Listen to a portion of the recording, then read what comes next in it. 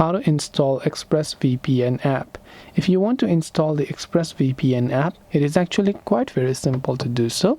All you have to do is first you want to make sure that you are connected to an internet connection right here. So if you're connected to Wi-Fi, you can try to check whether or not you have a reliable internet connection. You can also try to switch to cellular data. And after you've done that, you can simply search for the ExpressVPN app on your Play Store or App Store depending upon what phone you're using. There you'll find the ExpressVPN app, where all you have to do is just simply tap on the install button right there. And once you tap on the install button, you will be able to download and install the ExpressVPN app based on the strength of your internet connection. It will take a couple of seconds to download and a couple of seconds to install, and once done, the ExpressVPN app will be successfully installed.